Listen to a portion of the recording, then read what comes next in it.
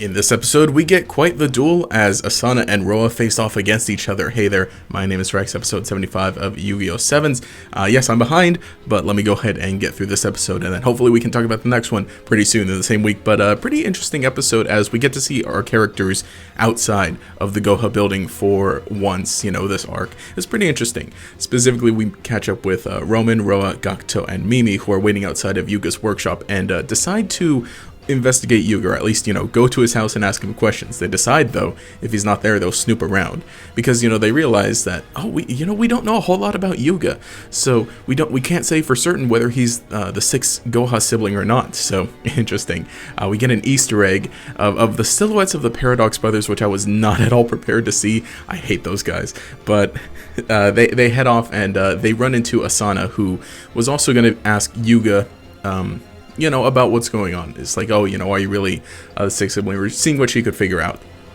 Although our group, or the group that we start off with, reasons that, if they can't meet with Yuga, head on, they'll snoop around behind his back. And of course, Asana finds issue with that. So that ends up being the conflict of the duel of the episode. And we have the duel between Asana and Roa, and it's a pretty neat duel, although it's very short. There's a lot more other stuff going on in this episode. Roa starts off setting up a defense, then onto Asana's turn. She plays her field spell, summons Build Dragon, and on top of that, after getting his effect, which I realize his effect works really well, is that, it can summon another worm from the graveyard, and then just fusion right off, and she does. She fusion summons Build Dream, which is, this upgraded version of Build Dragon. So I think that's really cool. It looks really neat. It's got a big crane head.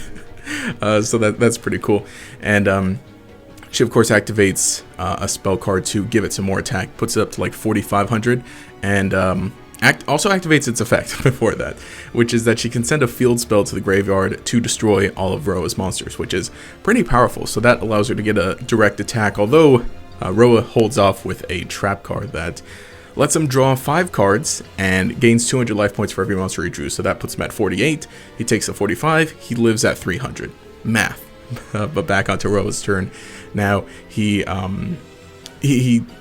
making his plays, and it's kind of interesting. He mentions to Asana, he brings it up. You normally have people with you, and that was also interesting to see. Yeah, Asana, I think for once dueling by herself, not having Chevelle and Gallant by her side to confirm every card sent to the graveyard, or in a sense. He tells her, oh, you were curious too. You were gonna ask Yuga yourself, and of course, the whole difference is that. They would have gone behind Yuga's back, but she was still curious. She was still going to ask him and, in a way, kind of dig into his personal life, in some sense. But, so now it's still Roa's turn. He summons out Death Doom, and Asana counters with a trap card that sets it face down and gives her monster more attack. So, pretty interesting. But now Roa just kind of keeps going past that as he tribute summons Death Doom and another monster out on the field for his new ace monster, Hard Rock. And this one's got a crazy effect, is that it deals damage to his opponent equal to the difference in the attack of both monsters. So she takes 1,500 and she took 500 earlier in the duel. And then that monster then gains that attack, or then gains the difference. Or, no, not the difference. It gains the attack of the opponent's monster, so it puts him at 6,000, which is crazy, and that allows him to just attack right over it and win the duel. Again, very short duel. I think, yeah, just the 3 turns like that.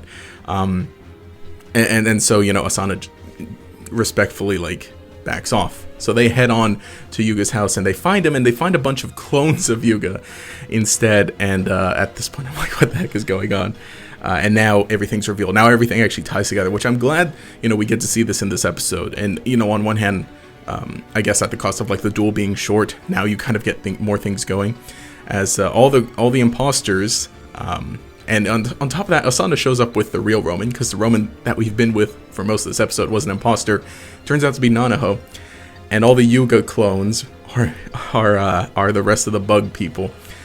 So now, the villain's revealed, and you know, all that in that, like, you know, she's like, oh yes, we were manipulating you from behind from the shadows, behind the scenes, and you know, how easily you turned on your friends. And you know, pretty interesting. Although, you know, Yuga and Luke are kind of out of the picture because they've been busy apparently with Swirly, who's still acting weird, and you know, like we probably figured, you know, something's going on with that, all tied to everything. So I think that now, you know, actually getting to see everything shift toward, you know, bringing back Nanaho and having her be, you know, the big bad, the villain of this, everything else is going to fall into place with this arc. So that's pretty interesting. But nobody's safe. There are imposters.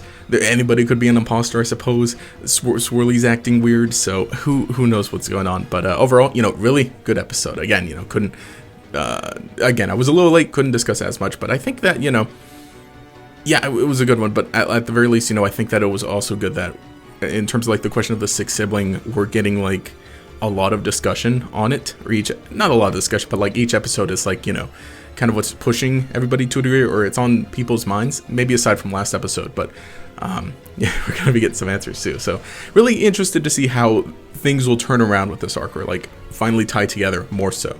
You know, I think like general consensus is like so far it's not amazing, but we'll see how it wraps up and ends. So I'm interested for that at least. But let me know your thoughts in the comments below. Again, we're a week late with this review and discussion, but hopefully tomorrow we'll be caught up. Sorry, been a long week with Thanksgiving, and then of course the new Pokemon games, which I gotta focus on for my main channel. But if you enjoyed this video, leave a like and subscribe to show your support. You can enable notifications, make sure you see each new video as it comes out. But anyway, this has been Rex. Have a nice day.